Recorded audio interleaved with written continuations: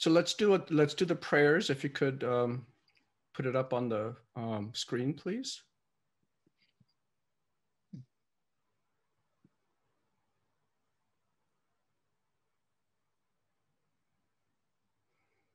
Excuse me, I need the screen share before I actually open the file. Hey, here we go.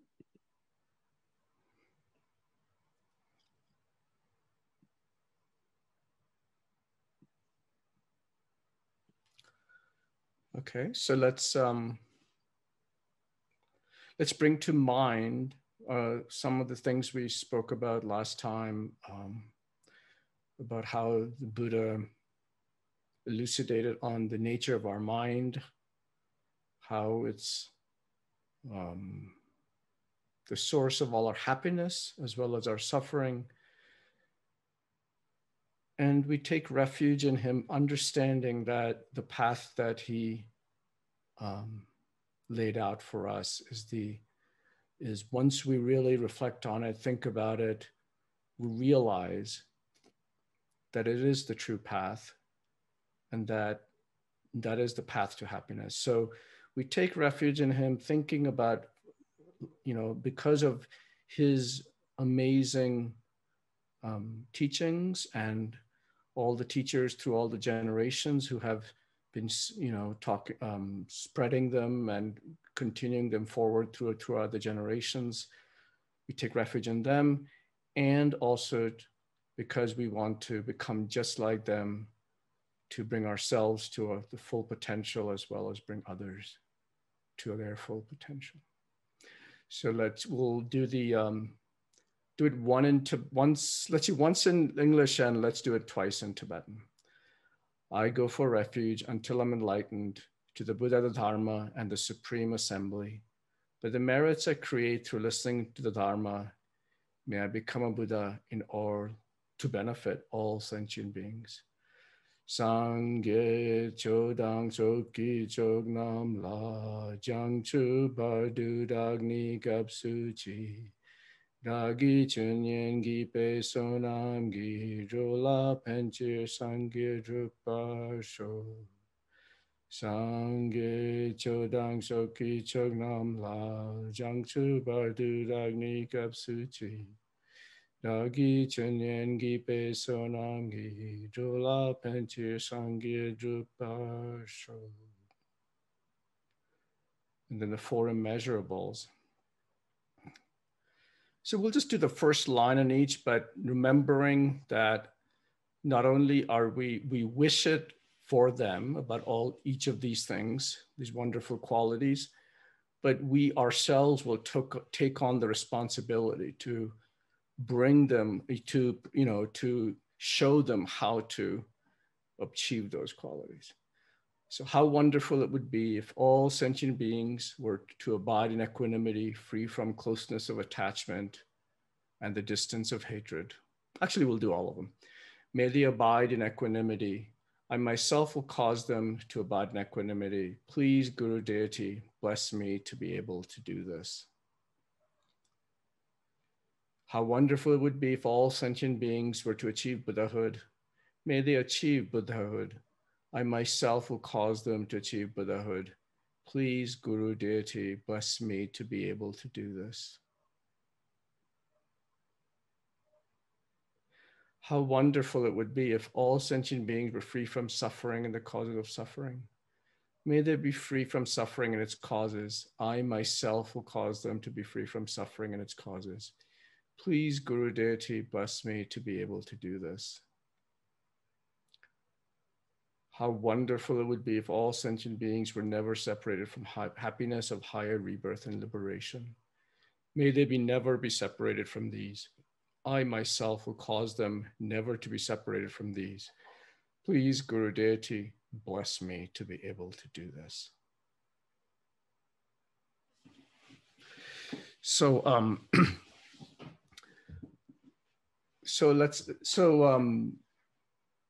let's start with a meditation today. We'll just do a kind of the 9-round breathing meditation that I introduced, and I'm sure some of you know already. So we'll do the 9-round breathing from last week. And, you know, I kind of glanced through the Vajrapani posture last time. So maybe, you know, I don't know if all of you know about the seven important points in how to have a correct posture for meditation, which actually is quite important to have a productive meditation session. So, so they suggest that, you know, in general, the main thing to remember is to have, you know, if you forget everything else about the posture, the one thing to really remember is to have a, you know, a straight back, you know, whether you're sitting in a chair or sitting on a cushion, but with a natural curvature, right? So we don't want to, you know, arch our backs and so forth and so on. So just with a natural curvature, you know, as if you had a little pillow below your, you know, your sit bone, right? So like that. So that's the most important thing. But there are 6 other, you know, points that they talk about. So if you're sitting, you know, if you're sitting on the cushion, then, you know, you're sitting cross-legged. So right leg over left, right? If you're not able to do that, that's okay. You can keep your right leg in and your left, kind of like green Dara, but opposite, right? So, so right leg in and left leg, you know, slightly out, you know, like that. So that's okay too. So anyway, so if you're sitting cross-legged, you're sitting on the floor, right leg over left. If you're sitting on the ground, then both your feet firmly planted on the ground. That creates a sense of groundedness, you know, to have, you know, stability, you know, in meditation. So that's the first point. Second point is what to do with your hands. They suggest in the text to put your right palm over left with the thumbs touching, right? And, you know, it's just resting gently on your lap. And there's a reason for that. You know, it's because of how the energies flow during meditation and you know, when you get to advanced levels of meditation. But nevertheless, right palm over left and the thumbs touching. You can also have your hands just gently resting on your knees, face down, you know, palm down. So that's the other, you can also do that. And there are different reasons to do that, but still, you know, if you want to change, you can also put your hands, palms down on your knees. So that's point number 2. Point number 3 is the back that I spoke about.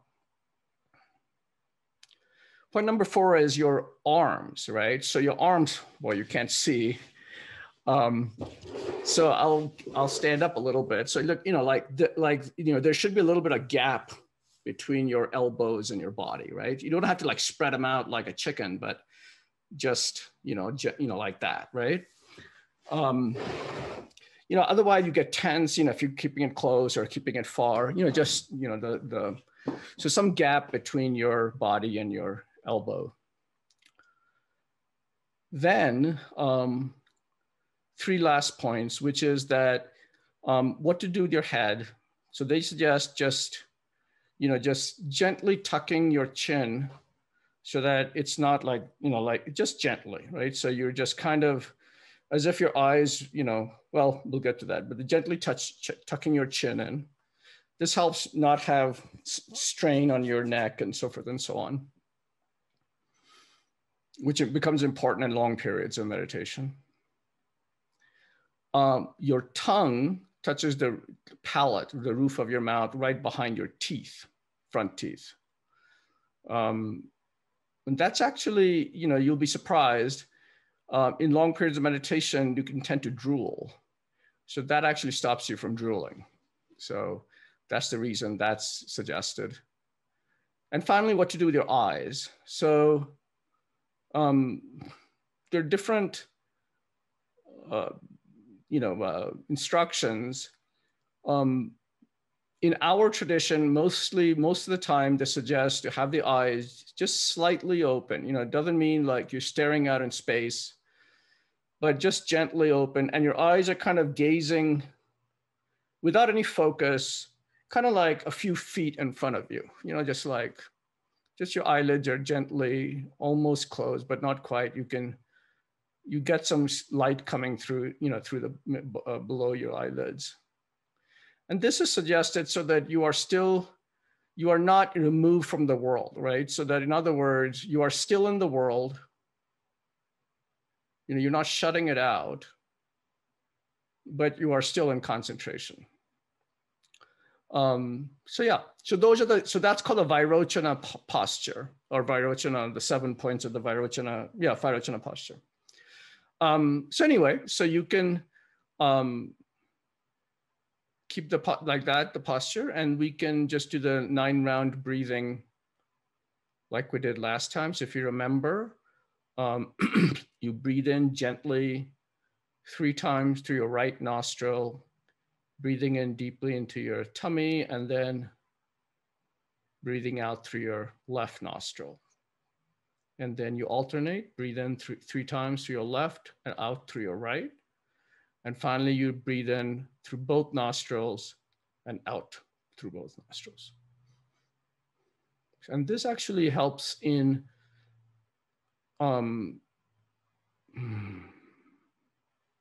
it helps in removing clutter from our mind. Sometimes we're in stress, you know, so in periods of stress or a lot of distraction, you know, if you're trying to do your meditation and your mind is going everywhere, that's what I do, you know, is I try the 9-round breathing meditation. It does help in actually kind of stabilizing, you know, the mind. So let's do that then. I mean, you can put your finger on your left nostril, or you can, you know, some people do that, or some people just breathe in through their left. Right, they think they're breathing through their right and out to their left.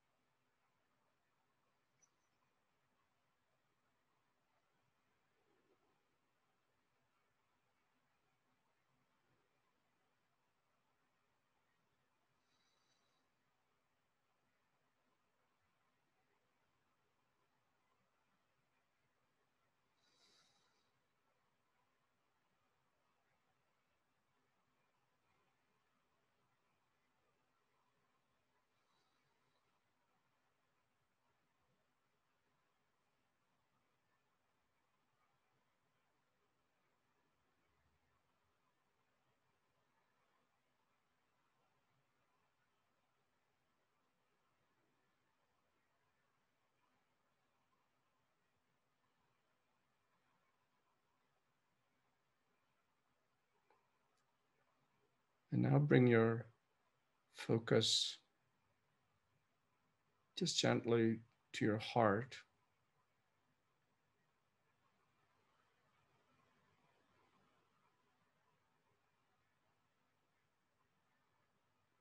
You can imagine the breath moving in and out.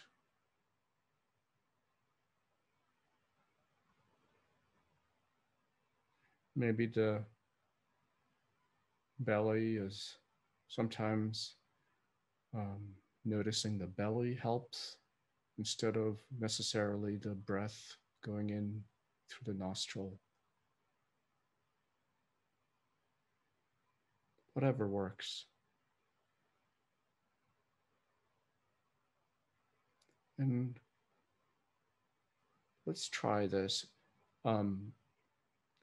Let's try to do this, you know, as you breathe out, you count 1, 2, 3, and so on, up to 11. We'll just do 11 this time. And if at any point you lose track, then you have to go back to 1. Without any judgment or anything, just, you know, it's just, you know, how our mind is at this moment. And when you count, you can't use your fingers or toes, or, you know, it has to be in your mind. So as you breathe out, take a deep breath, and out, 1, and then so on.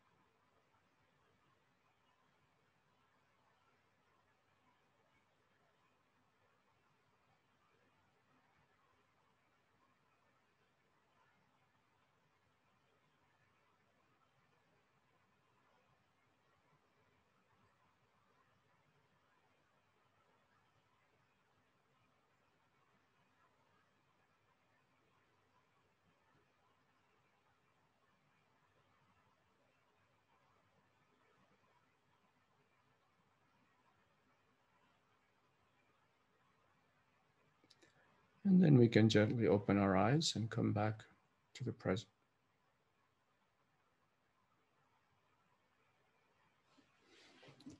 I don't have my bell with me, unfortunately, today, so I couldn't ring it. You know, I only did it up to 11 because, you know, for time reasons mainly. But normally we do it till about 21. That's another thing one does if if your mind is really distracted, you know, we're trying to settle it down. So that's another thing. The other thing you can do also is, you know, you focus on the body, you know, so as you're sitting down in meditation, you know, with your legs crossed and or sitting in a chair with your legs on the floor, whatever, you kind of start with your feet, and you just bring your focus to your feet, and then you kind of feel, you know, be very present about how the feet are touching the ground, the contact, the you know, not the molecule, the skin is making to the floor or the shoe, like that, and you work your way up, you know, to your calf, to your thighs, to your hip, you know, and up. And then finally, you just, and wherever you feel tenseness, you know, tension, you kind of just breathe into that, right? And, you know, you work your way up to your face, you know, and you'll find that I find most of the time that my face is actually tense. So, you know, you release the muscles in there, and that actually, and then, you know, that actually settles the mind quite a bit, you know, just to have something to focus on for a little bit without all the thoughts going in and out. And that really helps. So that's another way one can, you know, there are all these techniques, what to do. And, you know, and as you progress on the path, you'll learn these different, you know, you'll hear teachers talk about different techniques. I've been told different things, like what to do if you're, you know, if you're falling asleep, what to do if it's, you know, you're just kind of wide, you know, like your mind is racing, you know, there's all these antidotes, they call it, you know, and how to know where your mind is, you know, so they have labels for all these different types of mental quantum, you know, feeling slothful. That's actually a technical term they use, but, you know, feeling laziness, not having clarity in your meditation, all those things you can actually, you know, they label them so that you notice exactly where your mind is. And so you can apply the right antidote, right? So anyway, so that's a further different topic. That's actually comes up, you know, module like 6th module or something. So where one talks about that. But the other thing I wanted to mention is, you know, there's the concentration meditation. You know, it's also known as single pointed concentration, where you take an object, in our case, the breath. Or you can take an image like a green Tara, you know, if you're meditating on, you know, if you're doing a green Tara practice, or, you know, like the Guru Puja Sog that just happened, you know, an hour ago. You know, there's portions in there where you do meditation and you visualize the deity or your guru and so forth and so on. And so, you know, that then the object is, you know, that mental image of the guru or the deity, you know, like that, right? And you can use different objects as your focus, as your object of meditation. So single pointed concentration meditation is to have your mind focused on that object and, you know, not move away from it, right? So, and if thoughts arise, you just kind of let them flow by and you don't get distracted. You know, you're just kind of present, but you don't shut out the thoughts. They might appear, but you're not distracted by them. They kind of just float by like clouds, right? So that's single pointed meditation. And as you get better and better, you know, there's 9 stages that talk about this. Again, this comes up in more detail in a different module, but there's 9 stages of calm abiding. It's also known as calm abiding, you know, abiding in your mind, the mind abiding in the calmness, right? So that's what's called calm abiding meditation. Also a single pointed meditation, they're the same. But in any case, so So there's 9 stages of calm abiding, and the final stage, we are at the first stage, and at each stage we progressively, the mind gets more and more stable, and we're able to lose track of the object less and get distracted by our objects less. At each level, we remove certain obstacles, that the mind, that makes the mind distracted. And until we reach the 9th level, in which case we can, as Chöden Rinpoche said when he was asked, how long does it take you to, focus on the object and hold it, right? He just said it's effortless, right? He can just visualize that image in all its detail immediately, and it's effortless for him. So it never, as long as he wants to stay focused, he can stay focused. He will never get distracted. I mean, you can do it for hours, days, weeks, whatever. So that's the 9th level, where it's just mind is so focused that,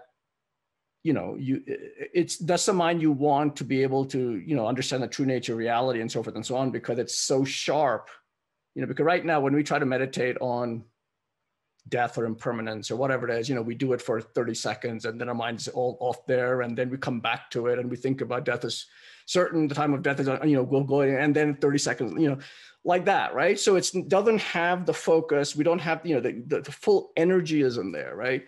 But with that kind of mind, the 9th level of calm abiding, things just get, getting realizations just get easier and easier. That's what I'm told. I wouldn't know myself, but they just become much, much easier. You can do whatever you want almost, but that's not the final object, right? That's not, you have single point of concentration, great, but you still are, suffering from delusions and so forth and so on. So none of your other issues have gone away.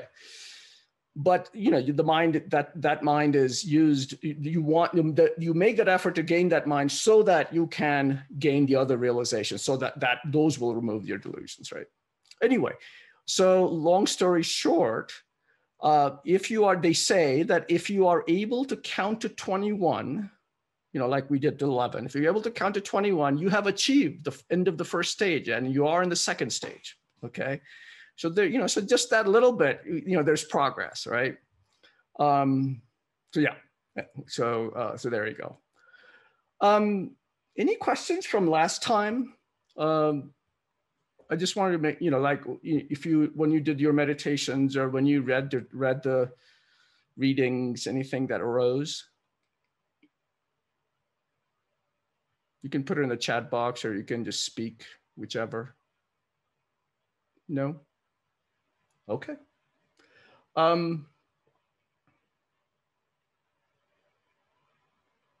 So, so just to, this is an important, so I wanted to kind of review it just so that, because this is an important, one of the most important bits of understanding our nature of mind, right? Is its clarity, its knowingness, and its formlessness, right? The mind being, that the mind doesn't have a beginning and it doesn't have an end, right? It's always been there. It always will be there in some form, in whatever body or lives we take. And so there's endless future lives, just like we have had endless past lives. And, the future lives might be in some state of samsara, like we are today, or maybe even worse states, who knows? Or, it might be as an enlightened being, right? In which case, we come back to the world because we want to help other beings, but, but our minds are totally untainted by any stains or delusions and so forth and so on. And that's really, of course, what we are aiming for. So one must have this renunciation, the idea of, the idea of renunciation, of renouncing this life, right? And we talked a little bit last time about what does renunciation mean? Does anybody remember what renunciation means? You can just speak.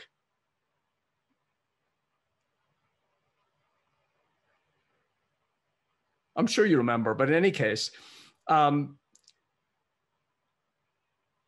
so renunciation is not going into the forest and, and renouncing the world and so forth and so on, although you can do that. But really it's about having this disgust, if you will, that of this life, that, that how we are bound by our delusions in samsara, right? Where we constantly are cycling between disappointment and, some kind of joy, let's say, or happiness, and then it goes away again, it deteriorates, and then we're in another state of disappointment, So that's the constant cycle we're in. And once one understands that, this, how we're trapped in it, one has this sense of disgust, like, I have to get out of here. That feeling is the realization there is, one of the steps in the Lama, the stages of the path to enlightenment that Lama Tsongkhapa, elucidated. So that's one of the steps, is renunciation. And once you have the renunciation, then you gain the, realization of refuge, because who are you going to follow? And you realize why one needs to follow the Buddha and the gurus and so forth and so on. So each step builds on itself. The renunciation is one of those steps. And so when you understand that, we've had this mind forever, and we will continue to have this mind, it really is, upon us to make the effort in this life to get our minds in the most, the most pacified state that it can be in, because the next life is coming, right? And so we don't know where we're going to go next, right? We may not be able to work on our minds the next time around. And of course, we're trapped in the cycle because, we're under the impression that external things, whether people or objects, external things are going to bring us happiness, right? And external things always degenerate. They're not, they're not permanent, right? So we are bound to be disappointed. There's just no way around it. And that's really the realization that we have to come to, that all external objects are contaminated because they're contaminated by our karma. They're contaminated because our mind, it's a projection of our mind, right? The happiness that we feel because of X, Y, and Z is really, it's a projection of our mind. So then we think about, okay, what is the solution, right?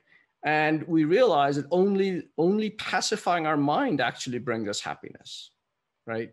The nature of the mind is bliss. We just have, the bliss for us is clouded by all these delusions that our karma has brought on. So if we are able to, when we concentrate or when we meditate on the, the clarity of the mind, the knowingness of the mind, the formlessness of the mind, that's what we're working on, is we're working on the, understanding that the mind is the solution, right? And that the mind really has the greatest potential. I mean, the mind is the solution to everything, but the mind is vast.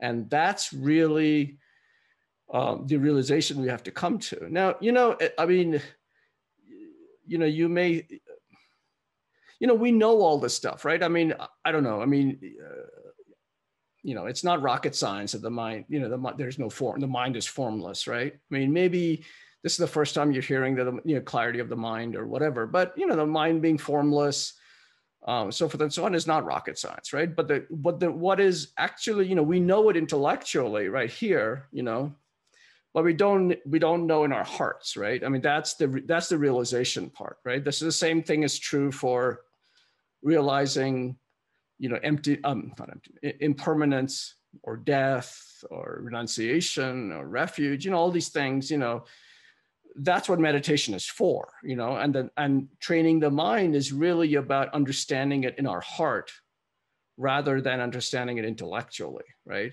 Because, you know, emptiness, right? If you think about emptiness, okay, fine, you know, you read the, you know, you hear what the Lama is saying and you're like, okay, yeah, that makes sense, right? But it hasn't really gone through the surface, right? It's only on the top of the surface. It hasn't even permeated inside the, you know, so that's really what meditation is about. And that's what single pointed meditation is about, is to concentrate on the object of whatever realization one comes to. Oh, I am really going to die. Oh no, I'm really not going to be able to escape this. You know, oh, I'm, you know, nobody's going to be able to help me when I die, you know. My friends are of no help, you know, all that, you know, those 3 points. So even though we know it intellectually, it's only in meditation and single point of meditation on that realization, when we have the aha moment, is when the real work happens, right? And you have to do it over and over and over and over again, right? So that's because our mind is so, through these beginningless time, has been so conditioned in the wrong view, right? That it's really a Herculean effort to get past that, right?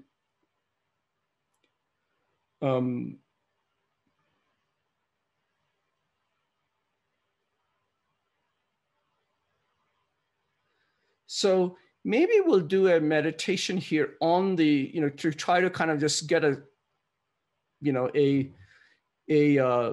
just a taste of the, you know, the continuity of the, you know, the formlessness and the clarity of the nature of the mind, right? So let's just, you know, take our posture, you know, and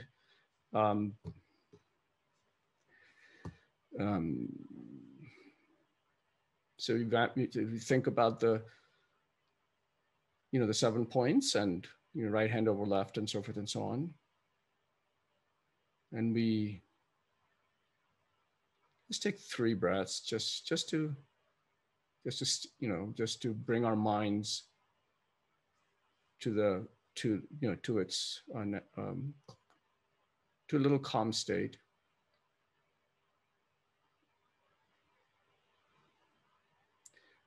And then just be aware of the physical surroundings around you. You know, don't open your eyes.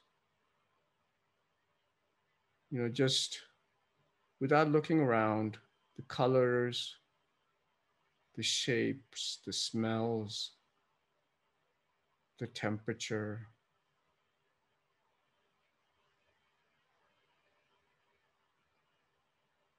Just everything that you can see with your, almost see with your mind.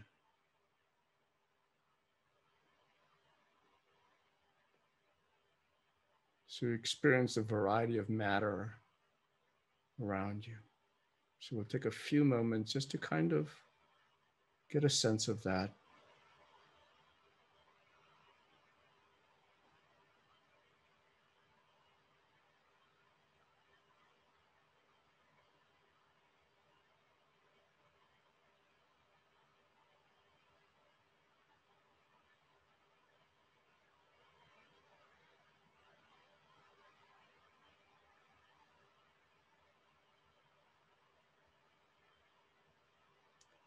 And then bring the focus to your body, its shape,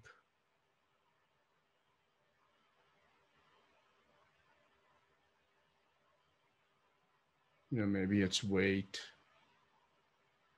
not how many pounds you are, but rather how it is on the ground or on the chair.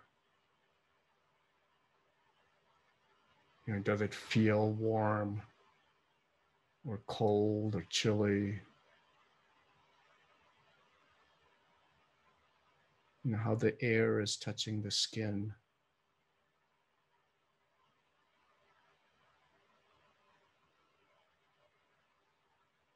You know, how the fingertips are touching each other of your thumb. You know, all those sensations that we are not really aware of most of the time.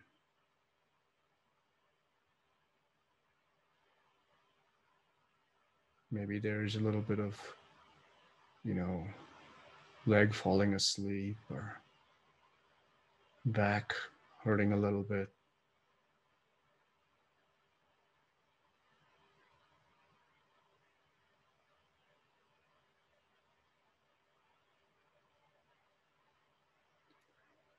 Now try to step back and realize that there is a knowing of all this. There's something that is observing when we say, feel the sensation. There's something that is aware of the sensation.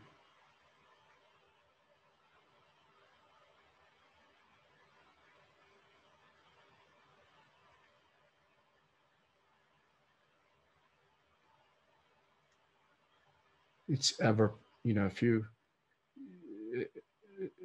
see if you can find where it begins, where is this knowing?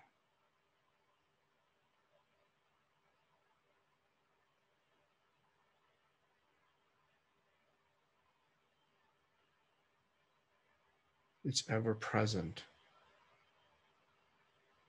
It doesn't have a shape or a color.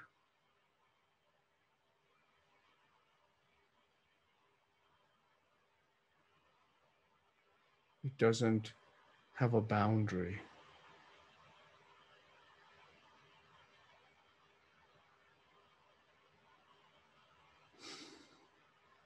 It has this, you know, it's has this clarity like we discussed last time, like a mirror. So the sensation just appears. You know, the feeling of the air on the hair on my arms just appears. So try to focus on that which is knowing rather than what is known. So see if you can kind of step back and just observe that awareness.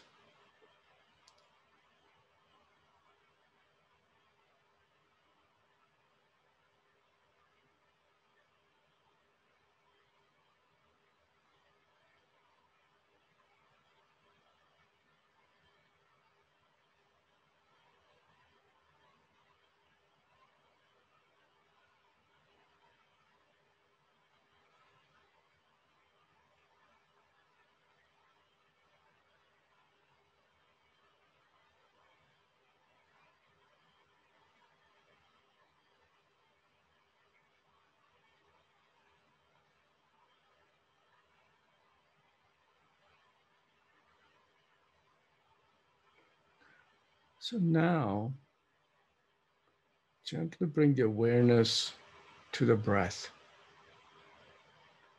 Simply the breath.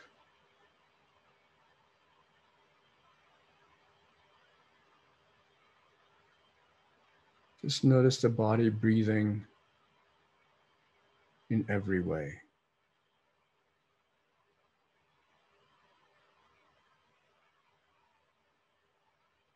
Just breathing. Not analyzing it, just being aware of the breathing.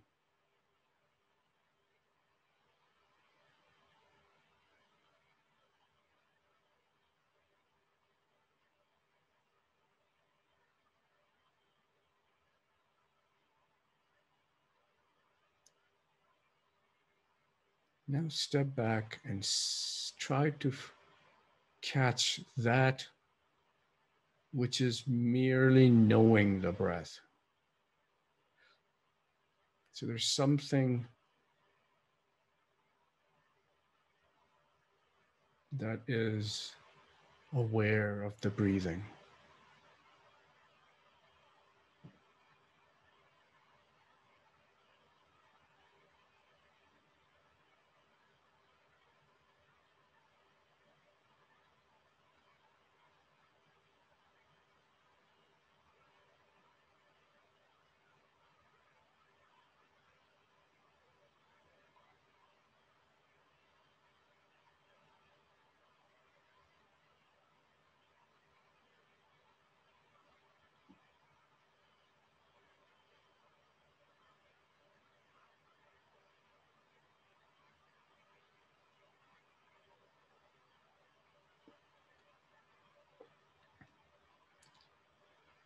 Now relax the focus on the breath. Just gently, just let go on the aware about that awareness of the breath. And you'll notice the thoughts slowly arise, feelings slowly arise, feelings as in liking and disliking things.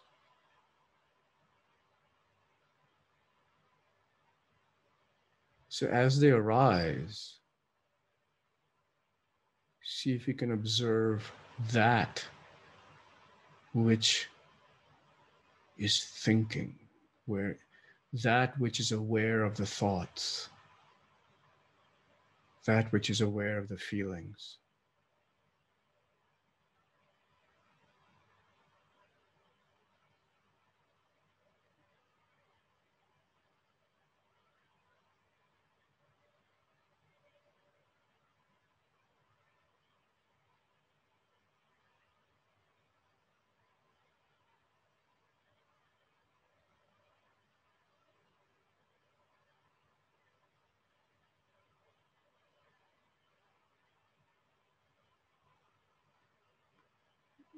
You don't need to get wrapped up in the thought, because then you're not really focusing on the awareness that is aware of the thought. You're rather already kind of dived into the thought itself. So if you do find yourself like that, just step back again and just observe that which is aware of the thought.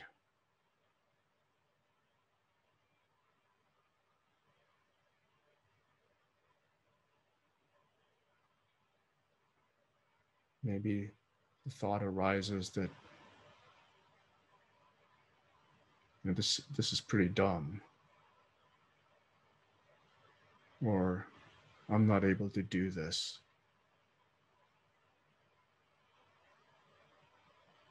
It's okay. Concentrate on what is doing the thinking.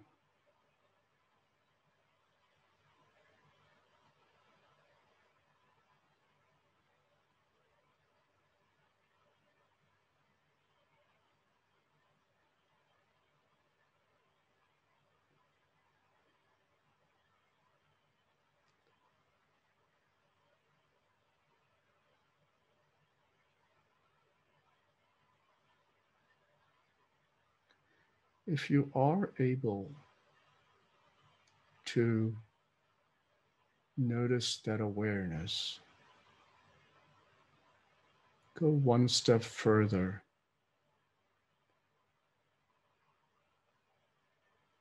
and just gently, not with a huge amount of analysis, but gently look at where is it?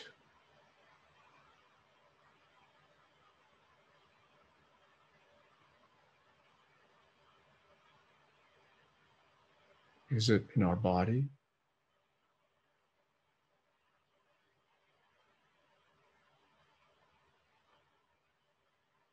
Is it in our head?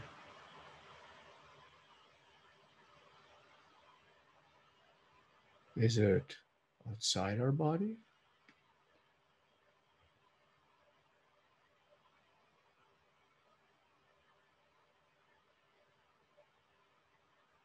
Does it reach like about 3 feet out? Or does it go further to the walls of the room?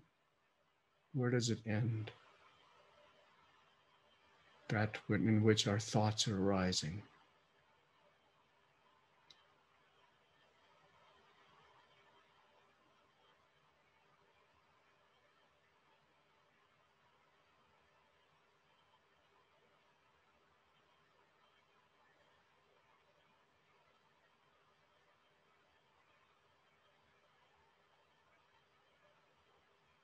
Does it have a color?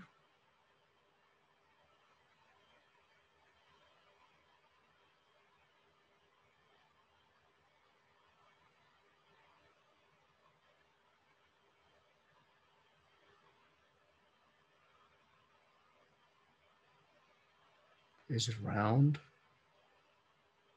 Is it square?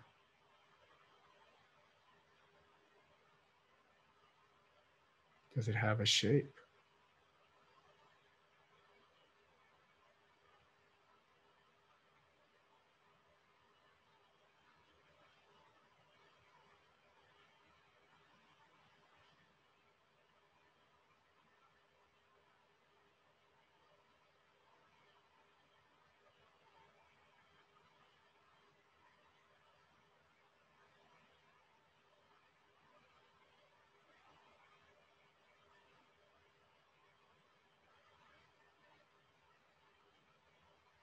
So just gently stay in that,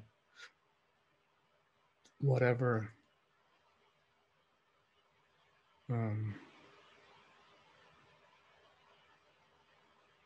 state or whatever realization or whatever understanding we come to.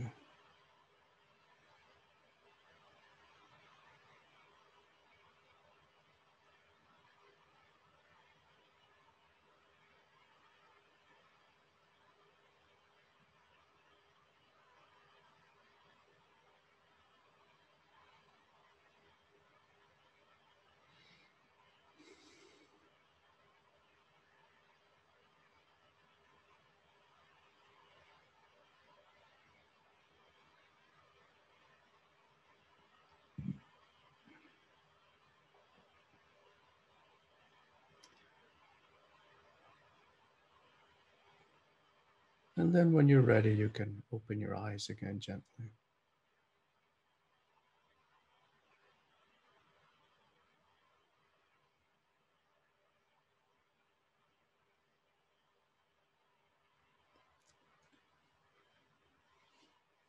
So did that work? I mean, did you get some kind of feeling about the mind or an understanding about the mind, or were you able to find that awareness at all? I'm just curious.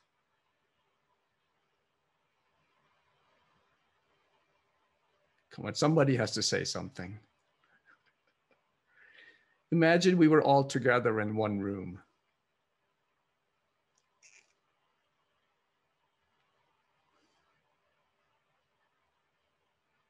I'll speak.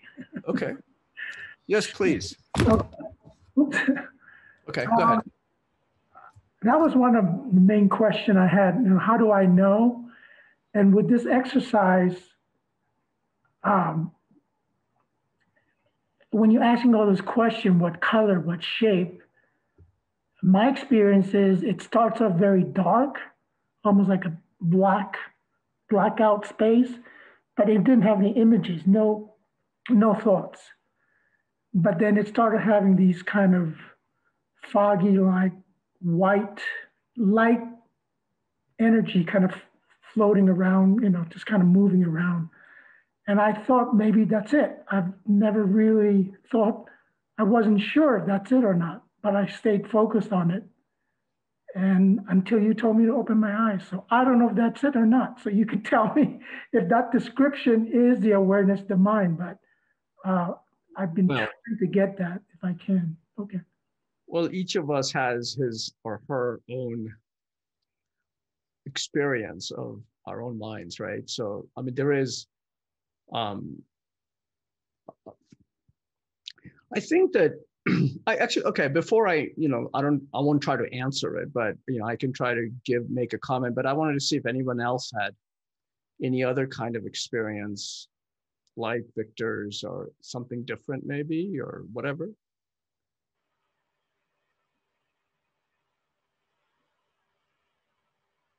Paula, what about you? I'm going to just put you on the spot. Well, I sometimes find, as I did this time, that I reach a point where I settle back. I'm sorry, reach a point where you settle back. Okay. It's a bit like when you go swimming and the sand falls away and you go suddenly a little deeper like that. And I almost always get a clear whitishness at that point. Yeah, that's what that feels like. I'll throw in something else that was, I knew someone very well, and they used to say to me, "Oh, just when I close my eyes, I see a ton of colors." I don't know what other people do, but I don't see a ton of colors. But my question is, if you see a color, right, which is fine. I mean, that's an experience, right? But my question is, what is it that's seeing the color, right? What is it that is experiencing the color? That's the real question, right? I mean, we can see color through our eyes, through the eye consciousness, or we can see color through our mental consciousness, which is just an image, our mental image of the color, right? But the question is, if we get a mental image, and when we close our eyes, we obviously aren't seeing with our eye consciousness, right? We are seeing, quote unquote, seeing with our mental consciousness, right? So if we see a white color with our mental consciousness, what is it that's seeing? Right? Something must be actually seeing the color, right? And you can try it at home. That's really the that's really the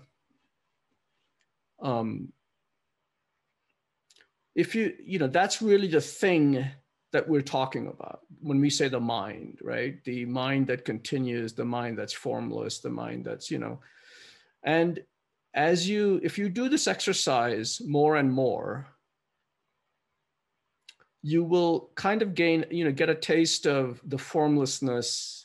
It's hard in the beginning sometimes, but I will encourage you to kind of do the exploration. It's a very interesting exploration. Buddhism is really about, like scientists, I'm a scientist, and,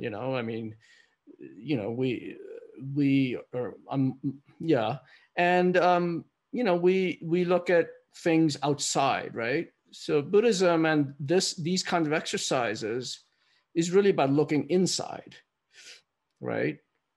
And you come up with empirical understanding of what it is, and then you try to see whether it's correct or not, and that you have hypotheses, and you try to prove it or you disprove it, and that's how you gain realization. It's really the same scientific process. So anyway,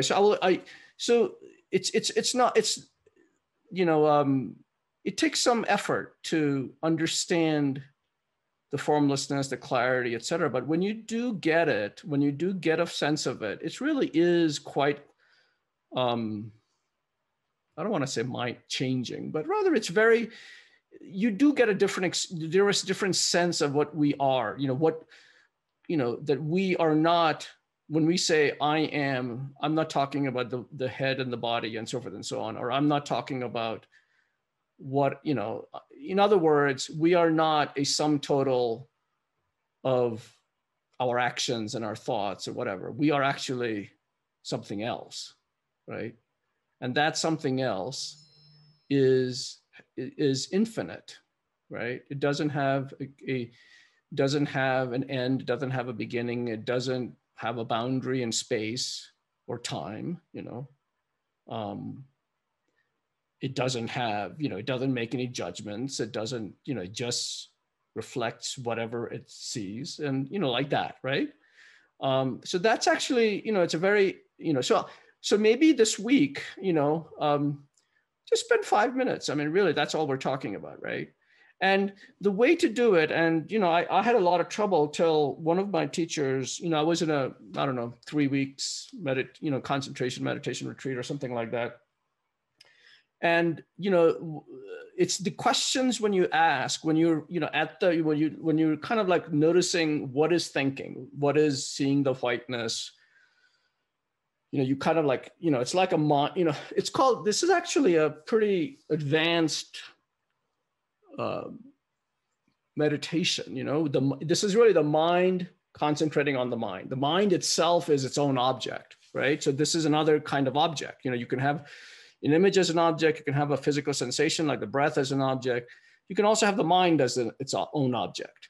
And so that's what we're doing here to find, to understand its nature. And so you kind of allow the thoughts to just go by, and you kind of just see what is it that's thinking, right? What is it that's in which the thoughts arise? Yeah, that's a better way of thinking. Not what is thinking, what is it that in which the thoughts arise, right? And once you have a kind of a stable sensation of that, what is it that the thoughts are arising in? Kind of have an image of it.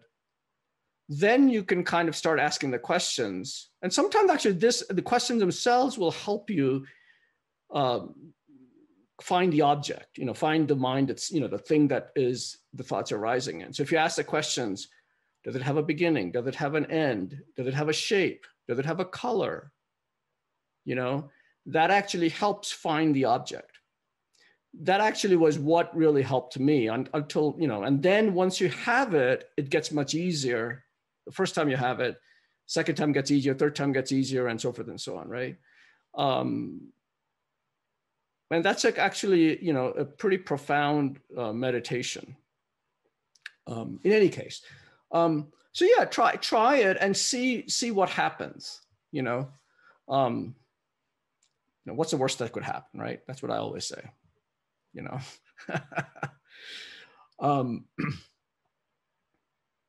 So when we do, and like for example, you get understanding of how thoughts, like you get an understanding of how the reason it's useful, important, whatever, is that's when we get a taste of that what is appearing to us is not reality, right? When we are thinking, the thought that arises that I want this, or this is wonderful, you get a space between the thought itself and the mind, right? You get that space between the two, right? It's sometimes, some people will say it's that gap between being aware of something and then reacting to it, right? And if we're able to do that, then we can at least make have some success in stopping our, the almost innate, I don't want to say innate because it's not innate, but in any case, almost, what's the word I'm looking for? This instinctual, that's what it is, instinctual, action, thought and action that happens to us, right? Something, some person appears in front of us and immediately we get angry, right? I mean, a person doesn't even have to say anything, do anything, look at us, right? We just get, I just don't like that person, period, right? But we don't have that gap between the, what is it, so what is it that, is the person really like that? So anyway, so that's really where, so we get an understanding that we are not our thoughts. The thoughts are not reality. So that's the first step in kind of breaking through this cycle that we have. And so that's why this this meditation actually, if you are able to gain that understanding of how the mind is, actually really does help, you know, it really does help have a gap, have a kind of a moment where we can take a different action than what we have been taking so far, you know. So, and we also get an understanding that our minds are not inherently diluted or dirty or contaminated or whatever. It's like a, you know, actually, I was gonna, you know, one of the things I'm gonna ask you to do this evening is, or tonight is, one of the homeworks is read the, you know, the next chapter or next section in the readings, right? And the first couple of pages of the next chapter, which is Rinpoche talking about the mind, Lama Zopa Rinpoche talking about the mind. And there's a very deep statement he makes in there. Oh, I don't have it in front of me now, but he says, you know, he says like a dirty cloth. That's right. He says, like, he takes example of a dirty cloth, you know, cloth with, you know, lots of dirt on it, right? The cloth is dirty, but the cloth is not oneness with the dirt, right? That's what he said. That's a quote, right? He says it's not oneness with the dirt, which means that the dirt can be removed. The dirt is, you know, adventitious, they call it, right? I mean, yeah. The dirt, you know, it's not like, you know, it's not like, you know, if you mix milk and water, you know, they're a oneness. The milk, you know, you cannot separate the milk from the water, right? That's a oneness. However, if you have a dirty cloth, the dirt and the cloth are not a oneness, right? So our minds are like that. You know, our minds are not inherently deluded. The delusions are like the dirt, which can be removed. And if we do the meditations, this meditation certainly, one gets an understanding of how the mind appears without the dirt, right? And to be accurate, this is the conventional nature of mind. It's not the ultimate nature of mind, which we won't go to it here, but that is the first step in understanding all this. But in any case, we get an understanding of how the mind is conventionally, or how the mind is, you know, the ultimate nature of course, is its emptiness, but that's a different thing. So, so that's the, you know, you know, the other example they use is like, you know, a glass of water that has, you know, dirt in it or something like that, right? You shake the glass, you know, and the dirt is everywhere, right? But if you put it down, then the dirt settles to the bottom and the clear water comes to the top, right? So our minds are just like that, you know. So when we have these understandings, the delusions basically just settle to go down to the bottom, and we're, you know, we can, you know, we're no longer subject to them.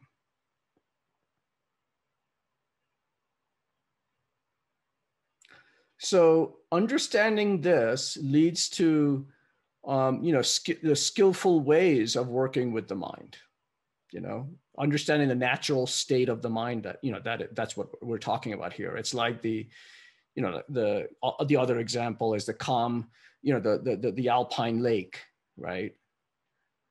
It's absolutely pristine, clear, kind of like, you know, almost like a mirror, right? With no dirt on it. So if we understand the natural state, then we can reduce all our inner and outer distractions, right? We come to that gap, and when we notice the thoughts, we notice the delusions that are behind the thoughts, we can act on those delusions. We think about what the scriptures say, what the antidotes are to those delusions, so forth and so on, and we continually just clear away, right? I mean, as we get more and more aware, it's like peeling an onion, right? You get more, and, you know, you peel the first layer, You gain a better understanding, get to the second layer, and like, oh my God, I've got that too now. Okay, get rid of that. Now another thing, you know, like that. That's really, and right now we're maybe at the first layer, right? And we don't even know what's below us, right? But as every step, we get better and better at it, and it gets easier and easier to remove the delusions, right? That's the important thing to also to realize, is that as we make the effort, it gets easier, you know. But you know, as with everything, you know, it's like, you know, trying to push a car from, you know, from standing still, right? If it, you know, I mean, the first, you know, you got to really push hard to make it the wheels move, right? But once they start moving, you don't have to make, you know, give that much force to it, right? You just have to overcome the friction of the tires from the ground. But that first inertial, you know, that effort is a lot of effort, you know. So that's really what we have to understand and as we get a little bit of sense of the, you know, we get a sense of the mind, how it can be, it also motivates us to make the effort. You know, we realize that what the lamas are saying is just not made up stuff, right? This is actually real. And, you know, we gain some trust in them. We gain trust in the texts and in the teachings. And as we, you know, it's like a whole holistic thing that happens, you know, that, you know, that's what discovering Buddhism is about. This whole set of, you know, those modules, this course, you know, then the next set of courses and so forth and so on, is every step, you know, we understand that better and better. And that's why it's important to study as well, you know, to really understand how these things work and what the delusions are and so forth and so on. And so, and that's what meditation is about, right? It's only in meditation, in our current state, for an ordinary being, which is us, it's really only in meditation that we can make this progress, right? And once we're out of meditation, we are back to our normal, you know, normal action-reaction cycle, right? So that's why meditation is so important, is because it's in meditation that we gain an understanding, which then slowly permeates our, you know, our minds during the day. As we go deeper and deeper, you know, it actually doesn't stop just at the, you know, once we get off the cushion, it actually continues, you know. So you recall during the day, oh, you know, that's not really that's just a thought appearing, you know. So the work on the cushion really is just to apply, you know, to the work on the cushion is the easy part, right? I mean, you know, but what we're really doing is trying to use an understanding that we get on the cushion and apply it during the day, right? That's where the real work is, right? How we act with, you know, others, whether we're acting with compassion and generosity and so forth and so on, or whether we're acting with anger and aversion, you know, pride and, you know, jealousy, all that stuff, right? So, so yeah, so that's the hard part, is applying that understanding to it. But well, again, you know, it gets easier and easier, you know, as we get more and more aware of it. What time is it now? 8:13. I'll stop there for a moment. Any questions? Anything that wasn't clear?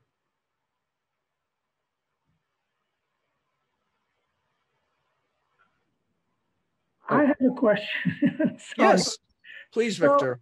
From what I'm listening, so the goal of doing these deep concentrated meditation is eventually you would ask questions in your mind. So you're kind of like debating yourself, issues or whatever things that comes in your mind that you want to know, and then get answers from it. Is that is that the goal of meditation? Like finding the antidotes and identifying the problems?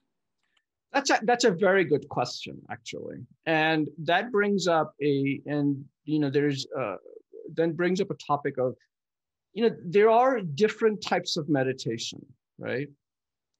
So there's concentration meditation, which is where you are taking an object, the breath, for example, and you don't make any, you don't analyze it, you don't think about, you just are aware of it. That's it, or maybe the picture, the refuge tree, the picture of the refuge tree, I have that not memorized, but I have that, I can visualize that, right? So that mental image, I don't try to observe everything. I know what it, I just see, it's there, and I don't try to pinpoint, who is where and so forth and so on. So that's concentration meditation. Then there's analytical meditation, right? Which is where one actually really takes a topic or takes something that is of interest.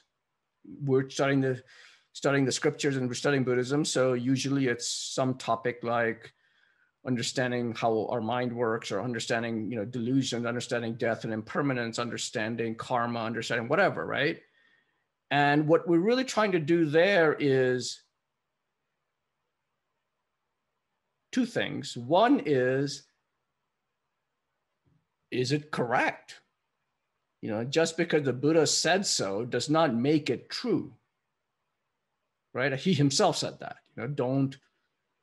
don't take my word because you respect me or because whatever, blah, blah, blah, because somebody told you that, the Buddha is a great guy, but only accept it when to you it is true. When through your experience, you can prove to yourself that this is true, right?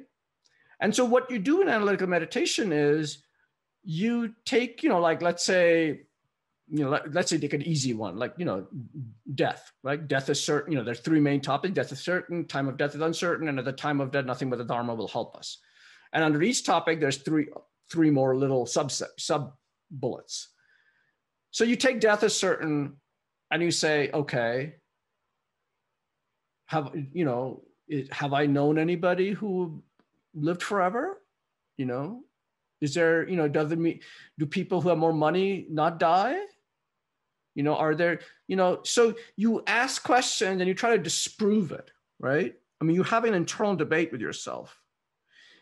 I mean, again, this is not rocket science, right? We know all this already. We know we're going to die, right? I mean, that's not the point here. The point of analytical meditation is not to know something because we already know it. It's to know something in our hearts rather than just intellectually, right? We know we are going to die, but we don't live like we're going to die. I mean, that's really the point, right? So that's what analytical meditation is about, is you may have a debate with yourself and you try to find whether or not it's true. Once you come to an understanding, let's say it's true, because if it's not true for you, then you can let go. You can just go to try a different path, right? But if it works for you, then you get an aha understanding of, aha, it is actually true. Then you take that as the object, right? That realization, and you stay on it, right? You use your single point of concentration on that, right? And then you stay on it, and you keep your thoughts will arise. You're gonna, your mind will walk away from it, and then you bring it back again, and you bring that realization or aha moment back up again, right? And then you stay on it again. And that's how you gain these realizations, right? So it's a combination of analytical meditation. And that's why the better single point of concentration one has, the faster one makes progress, right? So there's analytical meditation, there's concentration meditation, right? And then there's another one called recollection, I think, or something like that, where you just walk over. Anyway, that's not the important one. So in concentration meditation, like we were doing, we are not asking, well, in the beginning, when we just said, okay, just concentrate on what is aware. There, we're not asking questions, right? There, we are just aware. That's concentration meditation. right? When we ask questions like, in this particular case, where did it end? Where did it begin, etc.? It's really not analyzing. It's really to try to gain an understanding of the thing that is aware, right? So it's still not analytical meditation. Analytical meditation is when you're debating yourself, right? So the reason I'm going into all this is because you asked the question, okay, are you in meditation, are you trying to solve or trying to come up with answers to issues? Well, you can. That's analytical meditation, but not what we were doing, right? I don't know. I give a long answer to a very short question. Did that help? Yes, it helps. But I guess you first need to have concentration meditation to start with to really delve into analytical meditation. Am I correct? Because it helps, no? Yes, it does help. I mean, the more, it's easier to have to gain realizations through analytical meditation if you are, at the first step of concentration meditation, right? If you get to the second step, it's even easier. Third step, it gets easier. Fourth step, like that, right? But they go hand in hand. I mean, it's not like one can, because to get through all those steps, one has to also understand the nature of karma and so forth and so on, because you have to clear away obstacles, karmic obstacles, to understand purification practices. So you have to gain, to make progress along the steps, you also have to understand, refuge and karma and renunciation and compassion, all this stuff, right? So it goes hand in hand. You can't do one and then say, okay, I'm going to start on the other one, right? So you kind of have to they both go together and you kind of make progress together, right? So. Thank you. Any other questions? Okay.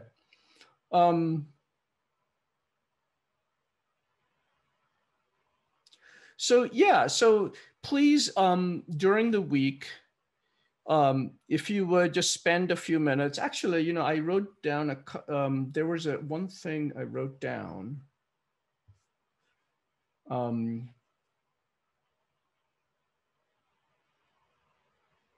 Right. So, you can combine the 9-round breathing and all, and the concentration meditation along with focusing on the clarity of the mind. So what you can do is step one, you can check your posture and set the correct motivation. It's really important to set the motivation. That's why we do the prayers in the beginning and so forth and so on, right? Because the motivation sets the context for why we're doing what we're doing, right? Because otherwise, if we don't understand that, if we don't set the motivation, if we do set the motivation, number one, all our actions like this become virtuous, right? That's the one thing. The second thing also is that if we don't set the motivation, then over time, it just becomes rote, right? Yeah, okay, I'm doing this meditation. But then after a while, you're like, okay, why the hell am I doing this, right? So so to keep it fresh in our minds, to have it, be soft and to make progress. So motivation is important. So you should check the posture, correct motivation. That's step number one. And then do 3 cycles of that 9-round breathing meditation, right? That only takes, 1 minute per cycle. So you do 3 rounds of the 9-round breathing. Then you can, once, so that stabilizes the mind, kind of removes the distractions a little bit. And then what you can do is you can do the meditation on the breath for 11 or 21, whatever you want, right? Again, if you can set a limit for yourself. I mean, if you lose track before you get to 21, you have to go back to, 1, but then you don't have to keep doing this until, you get disgusted, right? So you can just say, okay, I'm just going to do it 3 times. If I lose track, it's okay. We'll just try again tomorrow. It's no big deal, right? It really isn't. So you do that, count to 11 or 21.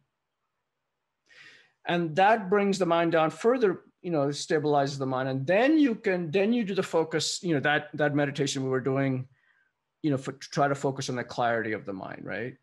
You start with the surround, you close your eyes, or, and then you, visualize or be aware of the colors and shapes around you. And then you concentrate on the body, the temperature, et cetera, et cetera. And then you bring it to the breath. And each time you look at what is aware of this, of the colors and shapes, what is aware of the breath, what is, and then just try to be in that awareness. You try to be just in that awareness without thinking about it.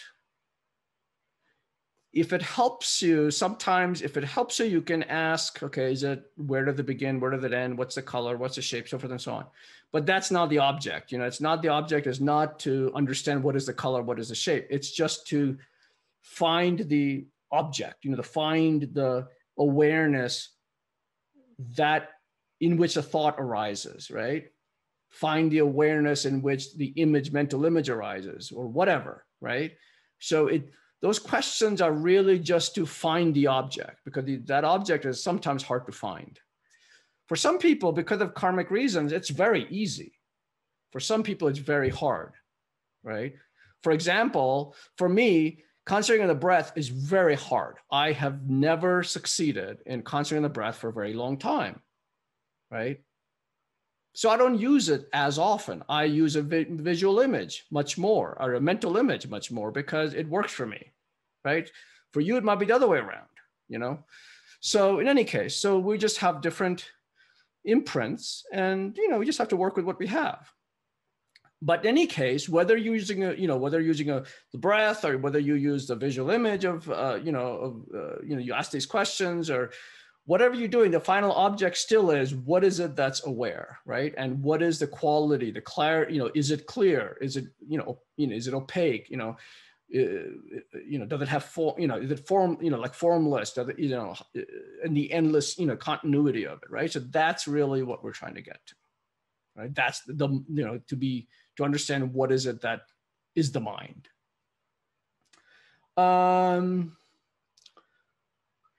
And yeah, so there's that.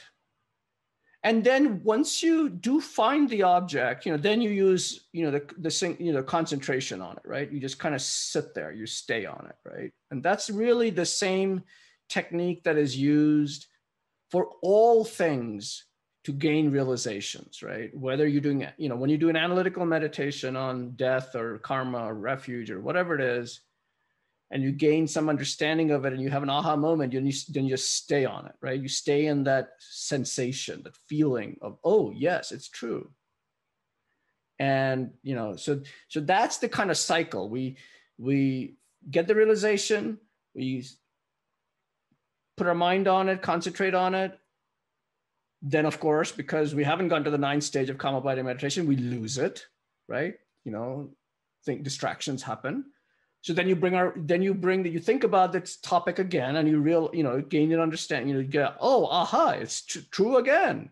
And then you sit on it again, right? And you continue over and over and over. That's how one gains realizations, right? And again, it's immaterial whether or not we already know that we're going to die. That's not the point, right? It's to make it, to really really become part of us. We have to do this, this mental exercise over and over again. Okay, I think that was pretty much everything I was going to talk about today. Unless there are any questions, we can go to the prayers. Okay. Paula, if you would do the honor, please, honors. Maybe today we won't, maybe today we'll just do, let's see, go to the next prayer. Let's see, which one is that? Yeah, we'll just start from here. So, we'll do this twice in English and once in Tibetan, and just so that you know, if you're not familiar with it, how it's chanted, you know, you'll get a sense of it. So, due to the merits of these virtues, oh, I'm sorry, we're not doing this 3 times, so we'll just do it in English. Sorry. Due to the merits of these virtuous actions, may I quickly attain the state of a Guru Buddha and lead all beings without exception into that enlightened state. May the precious supreme jewel bodhicitta that has not arisen arise and grow, and may that which has arisen not diminish, but increase more and more. And then we'll do the long life prayers for His Holiness Dalai Lama. The wish-granting, wish-fulfilling jewel, source of every single benefit and happiness in this world, to the incomparably kind Tenzin Gyatso, I beseech, may all your holy wishes be spontaneously fulfilled.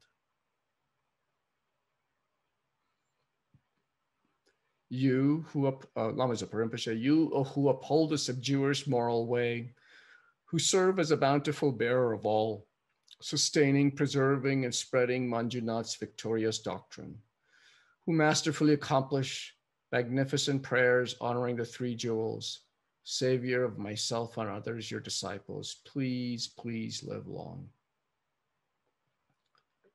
And finally, Osohida, who is the incarnation of Lama Yeshe in this life. Venerable One, to you whose kindness exceeds that of all the conquerors for those wanderers in far-off places, especially the West, mindful of your loving concern for us and intentionally descending again into a family of a far distant land, we make this request, O Lama, please, please live long. So when you do your meditation, thank you, Paula. So when you do your meditation in the morning, start, do the motivation, do your meditation, and then end with the dedication. However short the dedication, doesn't matter. End with the dedication, because the dedication is what seals the merit, right? I have 8:31, I'll take 1 minute.